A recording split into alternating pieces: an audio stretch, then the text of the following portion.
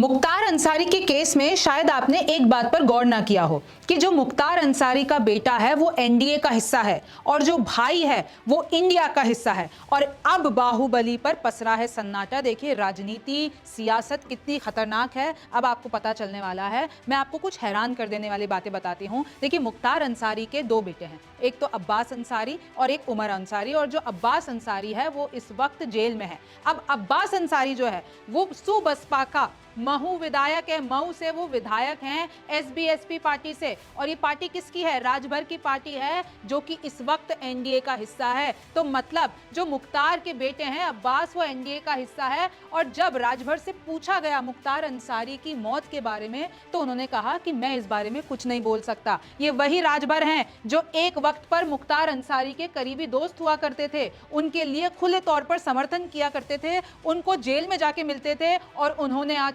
चुप्पी साध ली है सिर्फ और सिर्फ सियासत के कारण। और एक और बात जान लीजिए, ये जो अब्बास इनके बेटे अभी जेल में हैं वो मनी लॉन्ड्रिंग केस में जेल के अंदर हैं। और ये भी बता दूं इंटरनेशनल खिलाड़ी हैं, शूटर्स में जो गेम होता है उसमें उन्होंने पदक भी हासिल किए हैं देश के लिए, तो वो इंटरनेशनल खिलाड़ी हैं। अब आइए कि मुख्तार के जो भाई हैं अफजाल अंसारी वो समाजवादी पार्टी में है, यानी इंडिया गठबंधन का हिस्सा हुए वो। और जो कांग्रेस है वो इस पे चुप्पी साधे हुए है। कैसे? क्योंकि जो कांग्रेस के अध्यक्ष हैं अजय राय यूपी के, वो इस बात पे खामोश हैं। अभी तक उन्होंने अपनी कोई भी प्रतिक्रिया मुख्तार अंसारी की मौत पर नहीं दी है। इसके पीछे एक और वजह है, इसके पीछे की ये वजह है कि ये जो अजय राय हैं उनके बड़े भाई अवधेश राय का हत्यारा था मुख्तार अंसारी। तो देखिए इनकी भी कश्मकश देखिए कि अब इस सियासत के चलते, इस चुनावी बवंडर के चलते ना तो कांग्रेस के जो अजय राय हैं वो कुछ बोल पा रहे हैं और ना ही एनडीए के जो राजभर है वो मुख्तार अंसारी की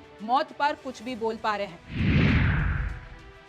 ये तो मैंने आपको बताया चुनावी गणित। अब देखिए कि मुख्तार कोई ऐसे वैसे परिवार से नहीं थे। मुख्तार का जो परिवार था वो बहुत ही ताकतवर था। कैसे? उनके जो दादा थे वो सेनानी मुख्तार अहमद अंसारी, वो डॉक्टर थे, यूके से उन्होंने पढ़ाई की, कांग्रेस के अध्यक्ष रहे, जामिया जो यूनिवर्सिटी है आप सबको पता होगा दिल्ली में स्थित है, उनके फाउंडर मेंबर थे। और मुख्तार के पिता की अगर मैं बात करती हूँ, सुभानुल्लाह लेफ्ट के नेता थे, स्थानीय नेता थे। अब मुख्तार के नाना की बात कर लीजिए, Mohammad Usman brigadier, Indian army में वो ब्रिगेडियर थे। और मुख्तार के चाचा की बात करती हूँ तो वो उपराष्ट्रपति हामिद अंसारी थे, सबसे लंबे वक्त तक उपराष्ट्रपति भारत के रहने वाले हामिद अंसारी। तो ये बैकग्राउंड देख रहे हैं आप मुख्तार अंसारी का। मुख्तार अंसारी के बड़े भाई सिबकतुल्ला अंसारी वो भी एमएलए हैं और मुख्तार के भाई अफजाल अंसारी इस वक्त समाजवादी पार्टी के सांसद हैं गाजीपुर से। तो देखिए ये है मुख्तार अंसारी का ताकतवर परिवार। और देखिए उनकी मौत कैसे हुई। देखिए आरोप तो यही लग रहे हैं कि उनको स्लो पॉइजन दिया गया, लेकिन इधर सबका कहना है, जो जेल प्रशासन का कहना है कि उनकी हालत गंभीर थी, उनकी हालत खराब हुई और उनकी हार्ट अटैक से मौत हो गई।